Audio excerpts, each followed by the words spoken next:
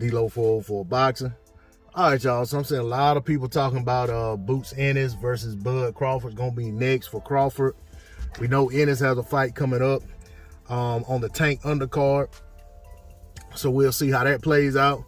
We know Crawford just had a bout in earlier this month versus Avanesian, got a 6-round stoppage. So let's see if they come together and make this bout. We know what Crawford put on social media. He's talking about the Spence fight. Spence talking about, you know, circling the block, or how did he say it? Spinning the block, the comeback for Crawford. Crawford let him know he's ready. So we'll see if anything shakes out. I'm gonna go ahead and be honest right now. I don't see Boots versus Crawford happening anytime soon. If it does, great. It's a great fight. I mean, would I rather see Spence versus Crawford? Of course, but hey, I don't have any issue with Crawford versus Ennis either.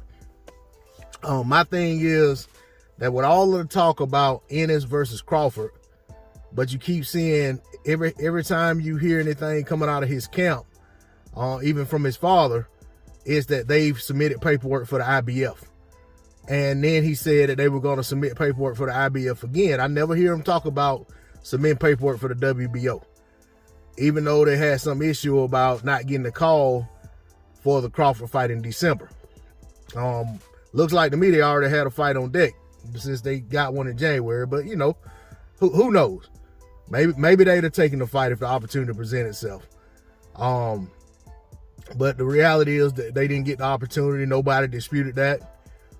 So now here it is, fans. You know, it's crazy because you'll have Spence fans constantly trying to push Boots off on Crawford, and Crawford fans trying to push Boots off on Spence, which is crazy because, to be honest, I think both of them beat him.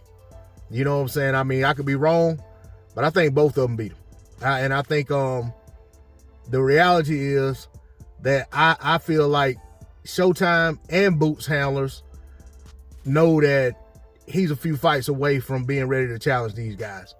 That's why there hadn't been a big concerted effort to, you know, really make either of these fights. Because the reality is Virgil Ortiz, who sits in the #1 spot for the WBO, he sent his paperwork into the WBA. So he's supposed to be fighting Stanionis. They've had a purse bid. Golden Boy won the purse bid and everything. The fight's supposed to proceed. Of course, it's not here yet, but that's what's supposed to happen.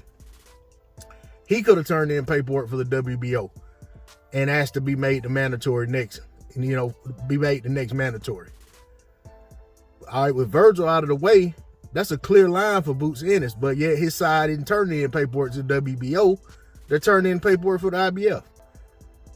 Whether that's for financial motivation, whether that's a better situation for him or whatever, the reality is that regardless of the motive, regardless of why, submitting paperwork for the IBF isn't going to yield you a mandatory shot at Terence Crawford with the WBO. Now, if Terence Crawford ups and decides to take a voluntary versus Boots Ennis, which I don't see happening, then, hey, it happens. I mean, should they take the fight?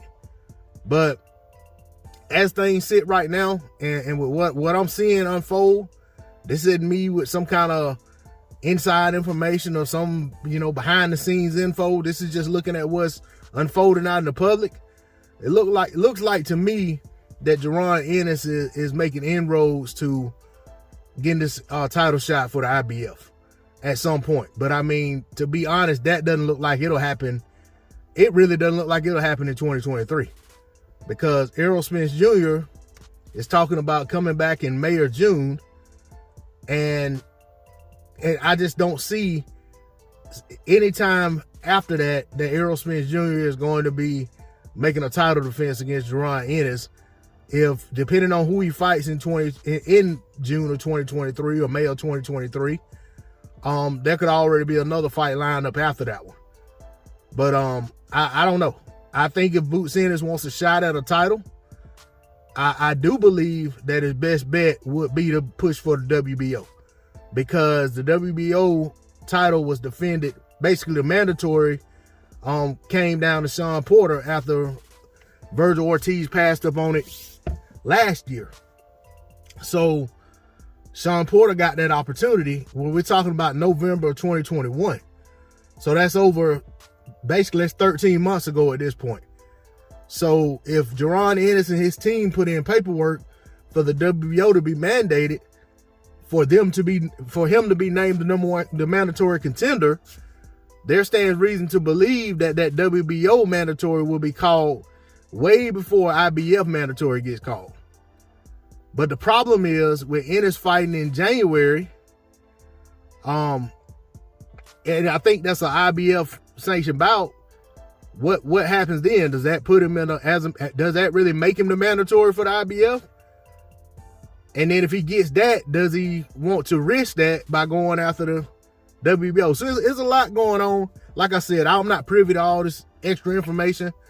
It's an interesting situation.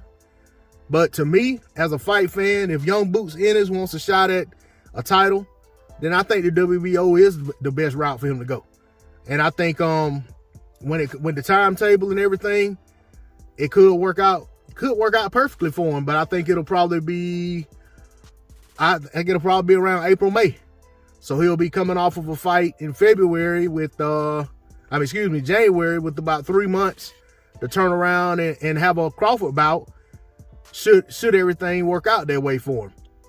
But, at the end of the day, it's all about what's happening, not what could happen.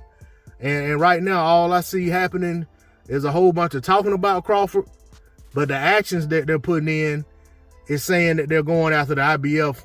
They're taking the IBF route, going to take the bouts that they have to take to get in position to become mandatory for the IBF. But we'll see what happens. That's all I got on it. D-Lo 404 Boxing. Like, share, comment, subscribe. I'm out. Peace.